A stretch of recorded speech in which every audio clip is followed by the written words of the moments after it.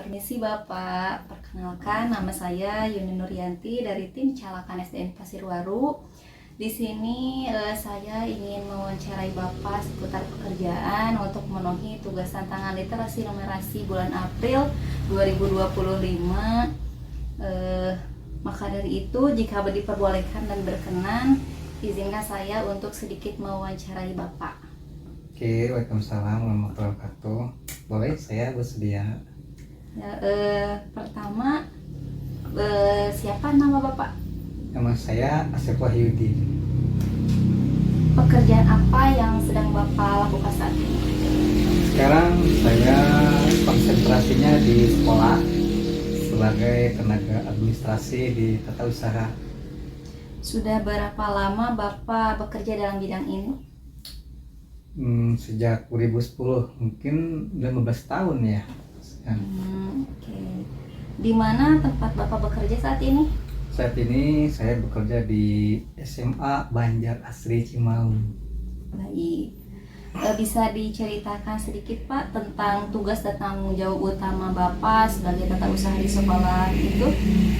Tugas utama tata usaha itu melayani tentang peradministrasian, begitu ke siswa ataupun ke guru-guru seperti absen, kemudian format-format nilai, bikin program-program, dan apapun layanan guru saya bersedia. Ya, baik.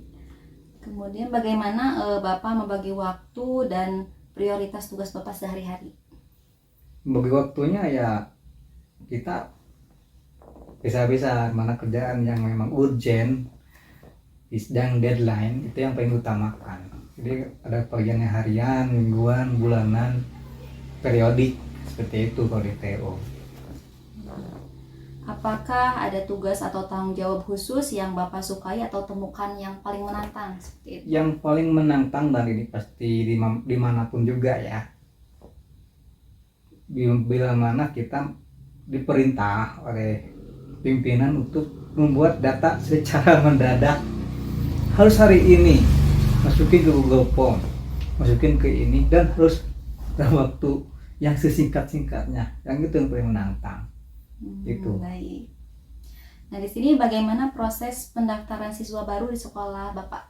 Kalau proses pendaftaran siswa baru ya seperti biasa sih, masih menggunakan cara konvensional. Cuman sekarang lagi dirintis menggunakan form online ya.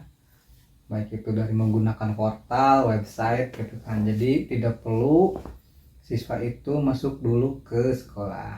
Nah, nanti ada waktunya untuk perkenalan ke sekolah ya. Mulai dari ngisi formulir, berkas-berkas, dan juga uang pendaftaran. Karena di swasta ya. Biar lebih up to date ya Pak. Iya.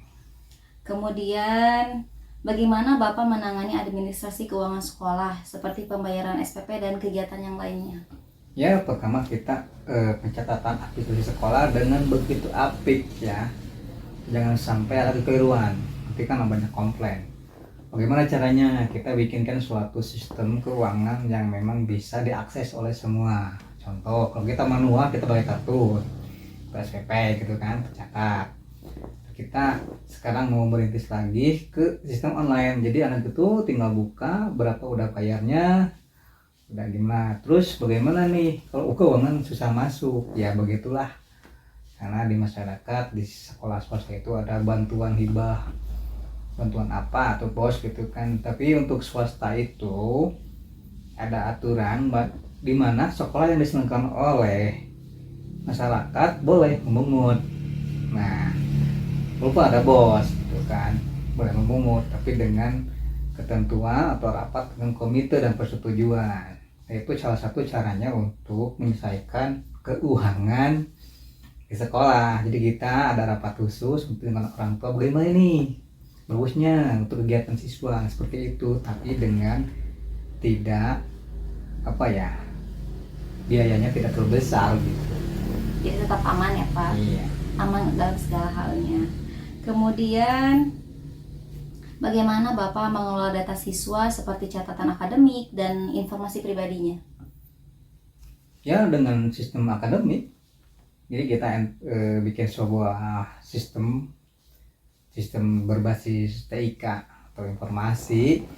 Jadi kita simpan data siswa itu ya tentang akademik itu kan banyak, ada nilai, prestasi, data pribadi, kita simpan di data center gitu kan. Itu kemudian kan sekarang banyak aplikasi-aplikasi buatan anak negeri sendiri gitu kan, itu bagus dan dijaminlah kerahasiaannya. Jadi kita tidak manual.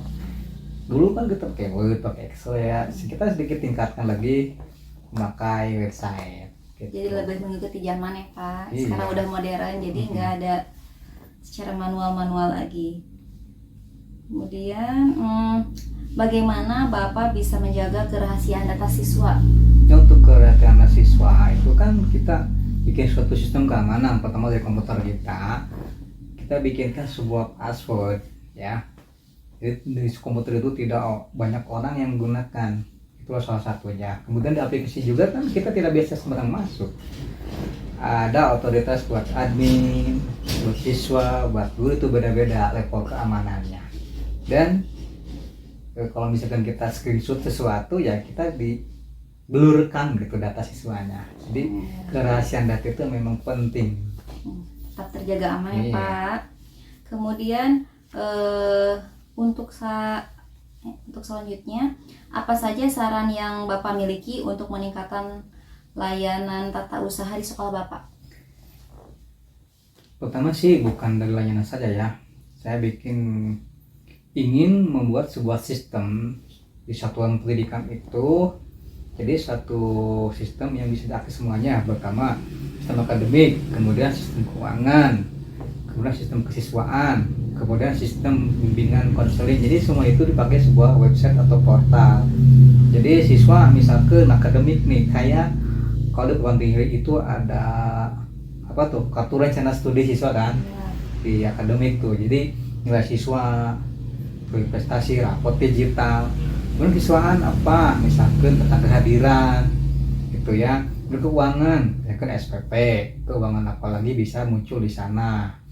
Kemudian BK, prestasi apa sih yang kita pernah buat di sana, terus kesalahan-kesalahan apa yang ada di sana, catatan-catatan kesalahan apa atau catatan konseling apa yang bisa di sana ditampilkan. Jadi intinya gitu harus berbasis IT gitu. Dia mempermudahkan, bisa diakses oleh orang tua, oleh siswa sendiri, oleh guru, dan juga fakultas itu sendiri. Jadi untuk mempermudah semuanya ya Pak. Kemudian yang terakhir Bapak, apakah ada pelatihan atau pengembangan diri yang ingin Bapak lakukan untuk meningkatkan kemampuan Bapak? Kalau ingin sih ya ingin sebetulnya, tapi saya pernah ikutan TOT tentang aplikasi pendataan siswa tahun 2013. Kemudian TOT aplikasi pendataan siswa di SMA Belenda ya. Pertama kali itu ada yang namanya aplikasi Dekodik. Kemudian aplikasi TOT yang diutus oleh pengawas pembina ya. Nah sekarang juga saya harus berkali dengan kemampuan yang lain, terus terutama di bidang IT gitu. Jadi kita bisa membangun sistem informasi yang ada di sekolah kita dengan kemampuan kita sendiri. Nah seperti itu. Cukup banyak sekali ilmu baru ya mengenai tata usaha nih Pak. Mungkin cukup sekian wawancara dari saya. Terima kasih atas waktu yang sudah Bapak luangkan untuk bersedia saya wawancarai seputar pekerjaannya. Semoga apa yang Bapak bagikan ilmunya mengenai tata usaha itu bisa bermanfaat bagi saya ataupun bagi orang lainnya ya. Semoga juga Bapak dalam pekerjaan Bapak itu bisa lebih maju lagi dan penuh dengan keberkahan ya Pak. Oke, amin. Mungkin cukup sekian. Terima kasih Bapak. Yes, Assalamualaikum. Waalaikumsalam warahmatullahi wabarakatuh.